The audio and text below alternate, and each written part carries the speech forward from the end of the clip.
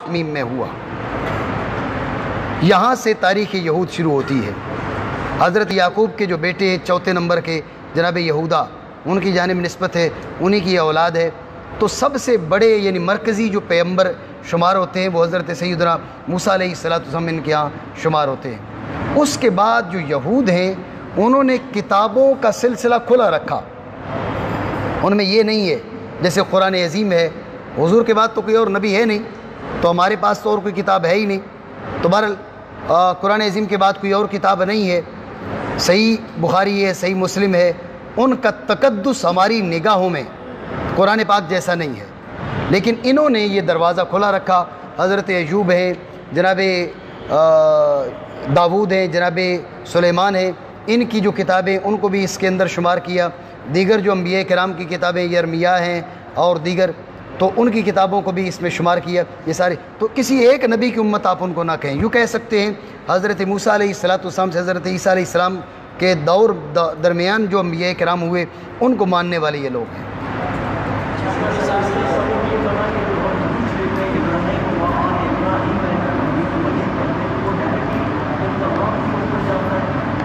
ان تمام پر نہیں جاتا۔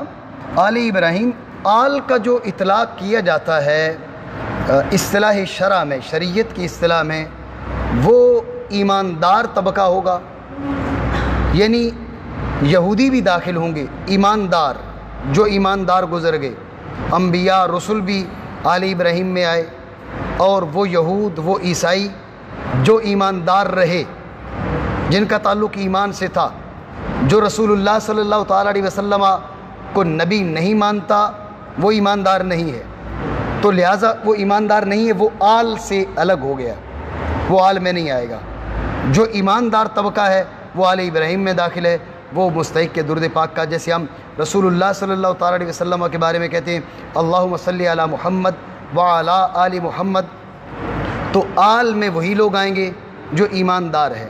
اگر معاذ اللہ سادات کرام میں سے کوئی شخص اسلام کو چھوڑ دیتا ہے، ایمان کو چھوڑ دیتا ہے، تو وہ آل میں شمار نہیں ہوتا۔ ہاں ایمان ہونا چاہیے، تو پھر وہ رسی کو مضبوطی استعمال وہی چیز آ جائے گی، ایمان ہونا چاہیے۔ جی ہاں، یہاں کوئی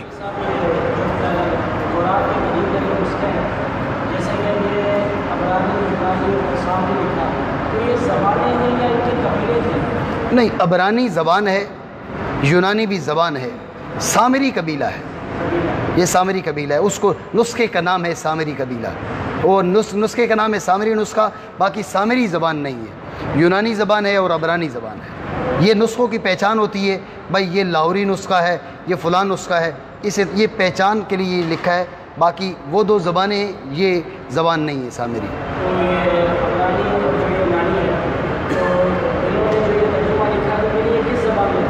اصل عبرانی میں تھا، اصل عبرانی ہے۔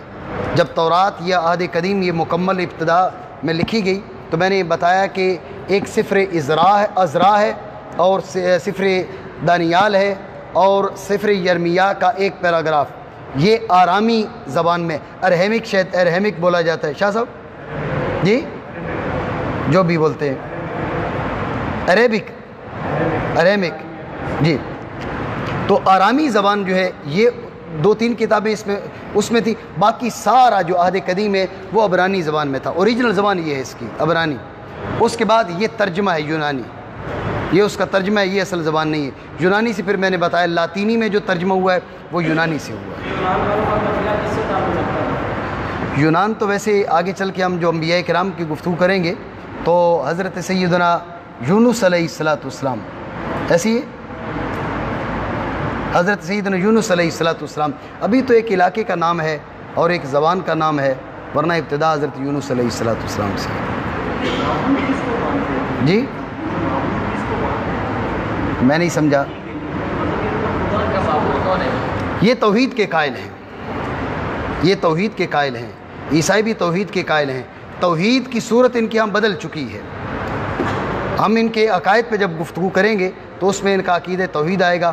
اب حضرت عزیر کو اللہ کا بیٹا مان کر پھر توحید کی بات کرتے ہیں، اور عیسائی حضرت عیسیٰ کو اللہ کا بیٹا مان کر توحید کی بات کرتے ہیں، تو بات درست کتنی ہے وہ اپنی جگہ پر ہے، باقی ان کا دعویٰ توحید کا ہے۔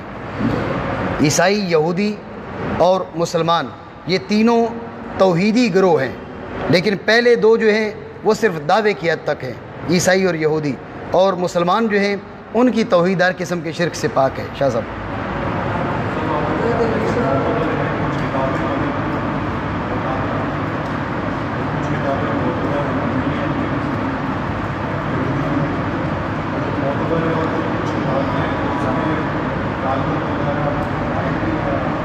یہ میں نہیں سمجھا۔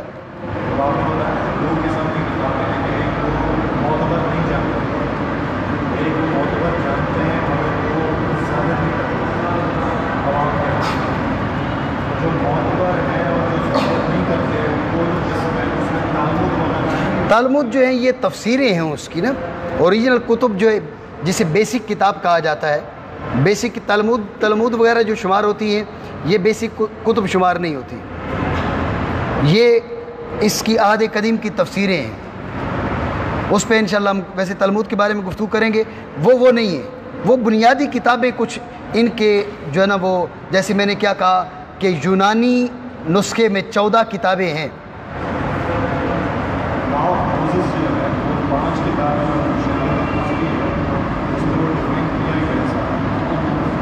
میں بات نہیں سمجھ رہا۔ شروع کی 5 کتابیں توریت جس کو کہتے ہیں، انگلش میں لا آف موسیس کہتے ہیں، اس میں وہ قانون موسوی بیان کیا گیا ہے۔ ایسی شریعت کے قوانین کو 5 کتابیں بیان کر رہی ہیں، اس میں چھپانے والی اس میں کون سی؟ ہاں، شریعت کے قوانین اور چیز ہے۔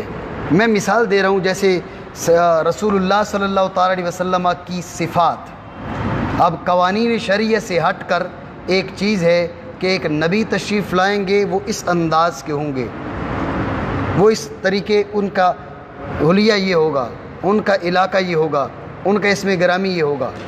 تو اب کیا ہے، یہ جو چیزیں ہیں یہ وہ نہیں بیان کیا کرتے تھے، ان چیزوں کو چھپایا کرتے تھے۔